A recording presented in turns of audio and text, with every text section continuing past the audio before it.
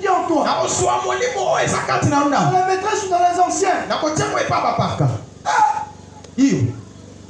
Quand était il y a mon livre à Katinayo. Na kocha la kata bapaka. Etendi kaka. Ona Katinayo. Na éviter à ce moment. Est-ce que vous comprenez pas comment le quoi biso? Ça va le vite que na kocha mon livre na ka. Na tala kata l'ancien. Etendi. Donc on a ça pour ça que mon livre na Moïse. Ami, je prendrais un peu. C'était ce qu'il y a chez toi. Non, soyez sur les anciens. Ça prouve que les anciens, ils n'avaient pas l'esprit. Mose, n'a pas besoin d'éteindre à mon lit, mon aïe. N'a pas besoin de papa. Et pour la qui s'est fait papa, n'a mon lit, mon sang de somme, mon quête. Lisez Jean 7. Dans Yohani, le 49. Mon élan côté à la torse. C'était les grands jours de la fête. Et ça l'a quitté pour mon collègue. Et ça fait aussi le dernier jour. Jésus s'écria au milieu de la foule. Et il dit, si quelqu'un a soif, il vient à moi. Si quelqu'un croit, les sources d'eau vive. La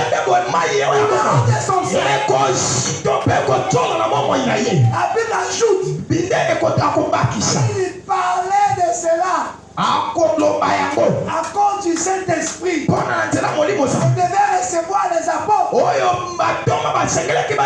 Car l'Esprit n'était pas encore descendu sur eux.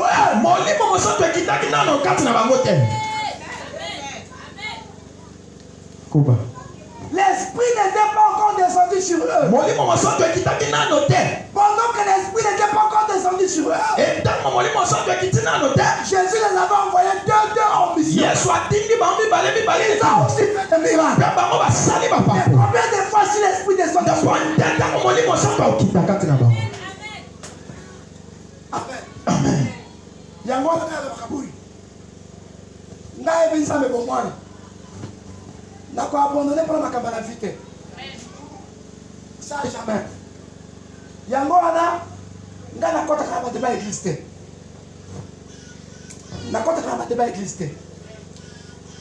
Même si quelqu'un pense que il ne veut plus de la vie comblée, je ne rentre pas là-bas. Na kota kawana te. Na ntimela kinzamenga moko. Amen. Na combien d'appels de comprendre la groupe à voter. Amen. Parce que le salut est individuel. L'obiko est salut angaye belete de kamen. Pas à l'église pour quelqu'un. Na quelqu'un ça pour la moto. À l'église. Yo, ya quelqu'un. C'est quoi ton salut? On a quoi ya malobiko et talika yo moko. Vous savez c'est bien aimé. Ndamoni ami. C'est un serviteur de Dieu. Et de l'autre côté, c'est aussi un homme comme nous. La preuve, il est malade. Parce que c'est un homme. Mais dans la dimension de Dieu, Dieu a établi serviteur. Ne rentrons pas dedans. Ne rentrons pas dans les disputes des gens.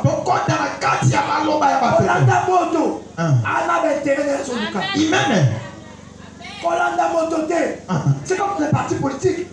Quand les gens font des combats, il peut dire les belles paroles pour les sociétés. En fait, c'est pour ton intérêt. Ce n'est pas pour le peuple. Ce n'est pas pour nous. Ce qui est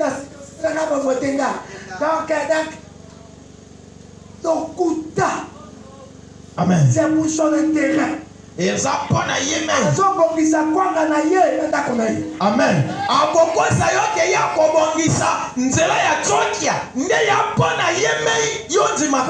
Voilà pourquoi ne rentrons pas dedans. Ou on dit la Zambé, ou on dit la Zambé.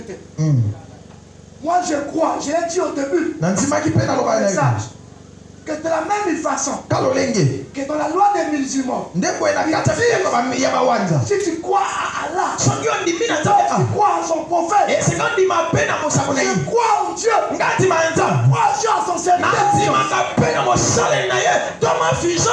je crois en lui, je ne crois pas en lui parce qu'il m'a dit de croire en lui. Je Je crois en lui. Parce que j'ai demandé à Dieu. Dans le corps du Saint-Esprit. Est-ce que réellement cet homme est serviteur de Dieu? Saint-Esprit m'a convaincu. Des preuves. Avec des signes. Que regarde. Je lui réponds la colonne.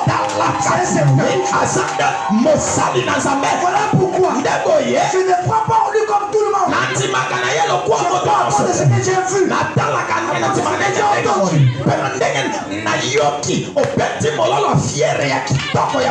Voilà pourquoi, pasteur. Même dans son état. Même dans son état. Je vais vers lui. Je m'agenouille. Il m'impose les mains. Parce que je crois en lui. Croyez en moi. Croyez en moi et croyez en Dieu. Ceux qui m'ont vu à Baza, l'apôtre m'a surpris. Les gens pensent qu'il a plus de mémoire. Il a raison. Nous sommes dans les cellules, à des cellules à Brazzaville. Je ne me faisais pas voir à Dodo. J'étais souvent dans d'autres cellules.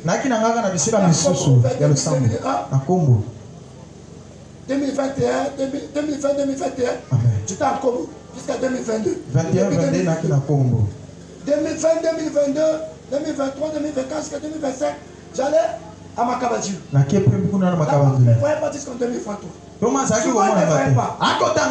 bon, vous pouvez venir dans l'équipe communautaire.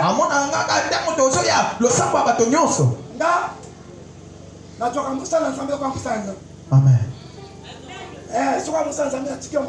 Amen. Je ne peux pas mélanger les deux.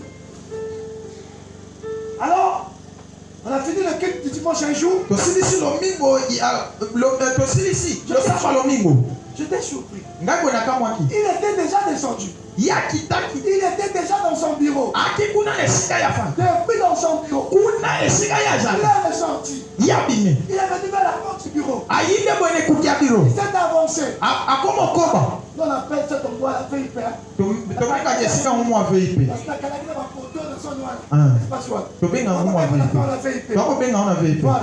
est venu vers là. Il pointe du doigt. Nous étions aussi un nombre de prédicateurs. Chacun disait moi. Il disait non. Celle-là disait moi. Non. Celle-là moi. Non. Moi je ne disais rien. Je ne disais pas. Je suis resté calme. Il a dit toi viens. Je suis venu.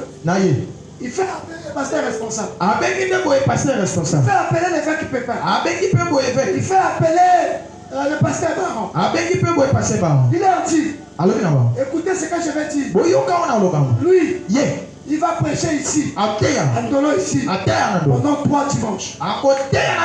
Le dimanche qui vient là. Le dimanche de là-bas. Quand on va se rassembler à la quête de lui qui va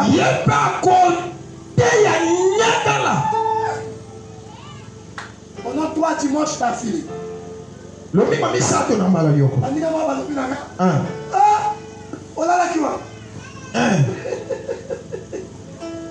leur ai dit. Vous voyez que lui, il est en train de me dire je vais prêcher pendant 3 dimanches. Vous vous êtes surpris. Mais moi, je ne suis pas surpris. Parce que c'est des signes que j'avais déjà vus. En dehors de moi, ils sont venus me voir pour me dire évangéliste, on t'a vu avec la porte, il t'a donné des responsabilités. Bon, il y a 3 dimanches.